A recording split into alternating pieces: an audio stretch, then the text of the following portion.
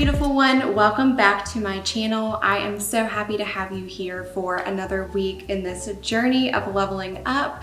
And if you're new here, welcome. If you would like to connect with me behind the scenes, my Instagram will be down below. It's just at Leisha Leveling Up. Today, I have a very important topic to speak with you about and to discuss on this leveling up journey, which is finances. And I'm going to actually be sharing 5 principles with you that helped me to level up my finances and that are helping me still to level up my finances because I'm nowhere near where I want to be. But I wanted to share a few things that I think will be crucial and very important for you to focus on. If you are young, it is going to be to your advantage to get started with these things right away. If you are any age, go ahead and get started no matter where you are, because I was not able to really start focusing on these principles until I had my first career job, which was actually a few years ago. I kind of bounced around with a lot of different things. I spent some of my 20s volunteering, and it wasn't until I figured out how to gather myself together, start my career, and really be able to see what I needed to do with my finances before I think I was able to be headed in the right direction. So much of leveling up, if you don't come from money, or if you're like me, you're already married and you're working with your husband on some financial goals, it is going to be up to you to put in the work and to stay very disciplined. And so that's something that I want you to keep in mind as we get started. I'm not an expert in these topics. This is me documenting my journey. And so I hope that I can inspire you and we can be real about it, because I, again, am nowhere near where I would say I'm a very affluent person, although I do feel very blessed to be where I am at this stage in the game. I feel very hopeful for what I will continue to work towards building my wealth as an affluent lady in the future. The first thing that I would say you should get started with right away is building an emergency fund. We started our emergency fund with 1,000 US. That was our first goal, but really now we're making sure that we have 6 months of living expenses to be able to maintain our current lifestyle should something drastic ever happen.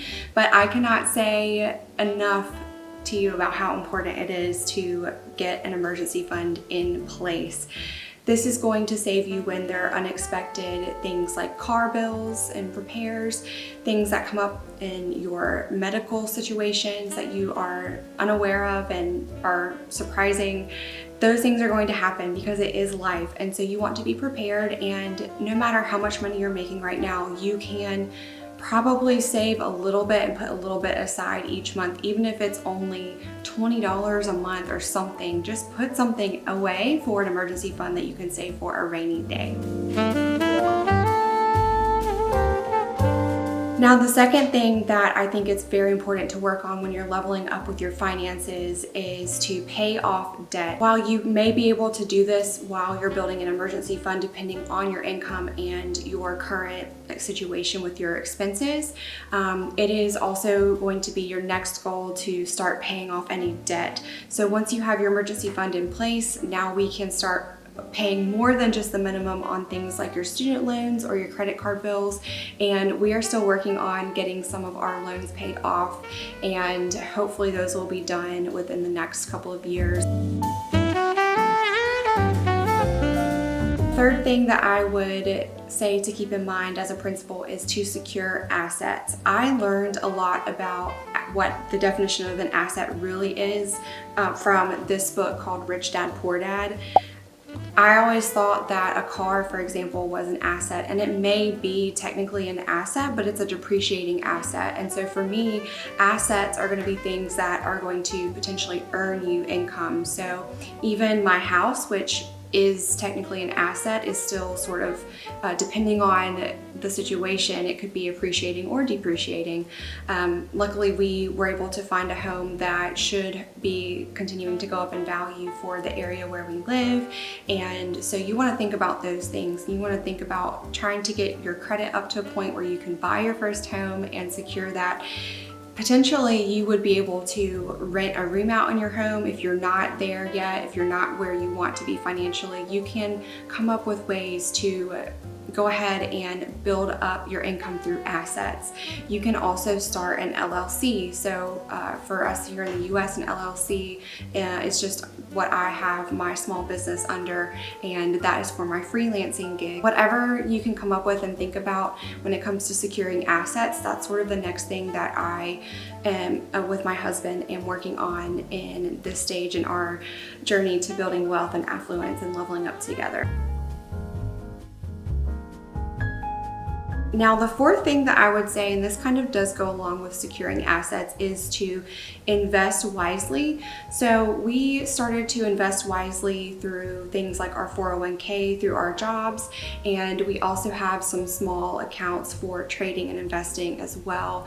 And that was one of the things that I started to do in the end of the summer. Was I joined an investors club and really started to focus on learning about the stock market and learning about investing for the long term, but also trading in the short term, just to be able to have that as a way to continue to build wealth for our future.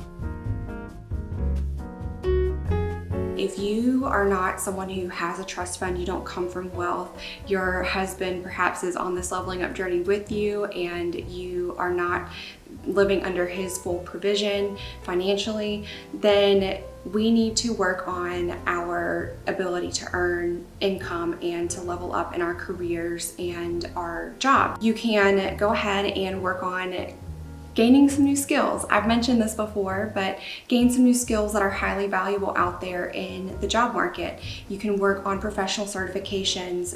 Tech is the industry that I'm currently in, so I have some certifications. I have some that I'm looking at for the future, and I think that this can be a really valuable way to increase your earning potential if you are working a corporate career.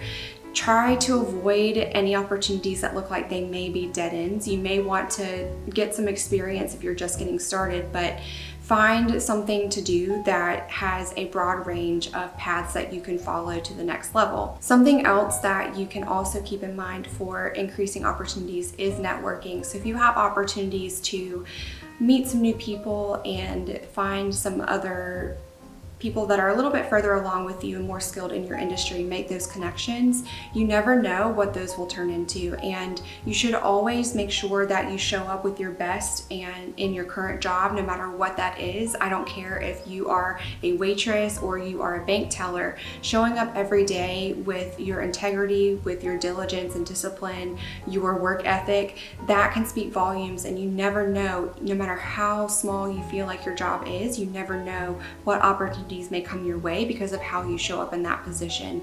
So I can say that I have been there, and I would not have some of the opportunities that I've had today if it were not for the desire and the work ethic that I had in those previous positions that I may have felt like were small and insignificant.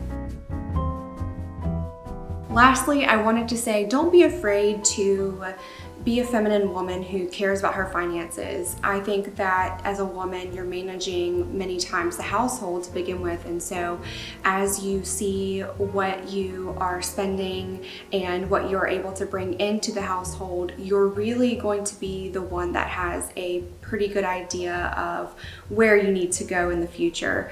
And so whether that's, you are working with your husband together to come up with a budget, you do want to be very conscientious of goals that you might have when you're creating your budget, and find ways that you can use that to your advantage. So my husband and I keep a Google Doc that we keep our monthly expenses and income in, as well as our savings and other accounts that we are working on.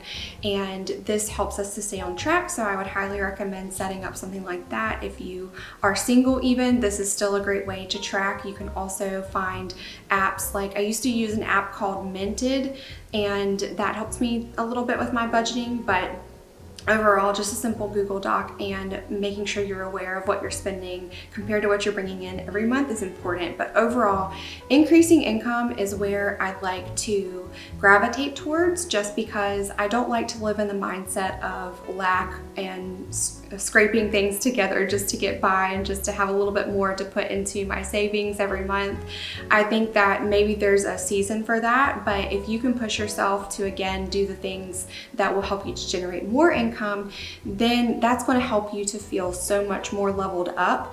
And while you may find a season where it's hard to balance everything, you'll eventually fall into that rhythm and you will feel like everything has been worth it. So to wrap this video up, I also wanted to give you a few book recommendations. So again, there's Rich Dad, Poor Dad that I highly recommend reading. It's a very quick read.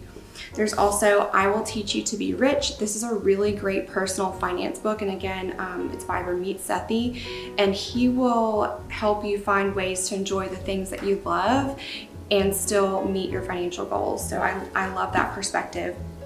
And then if you're working on getting rid of your debt, the Total Money Makeover by Dave Ramsey is going to give you some strategies that can be very helpful. Again, I don't think that Dave Ramsey is the best for investment advice, but as far as taking care of debt, I do think that he has some great information that you might want to look into. Try to get as many different perspectives on this financial leveling up journey as you can. I feel like I still learn something new every single day that I try to increase my learning on it. So hopefully you found these tips and the information that I've shared a little bit inspiring. Again, I'm no expert on this subject, but I do feel very proud that we finally purchased our first home. We are working on our investment accounts, and so I hope that the more that I continue to learn, those will grow into the future and set us up for a very affluent and wealthy life. Thanks for watching. I will see you in the next video. Bye.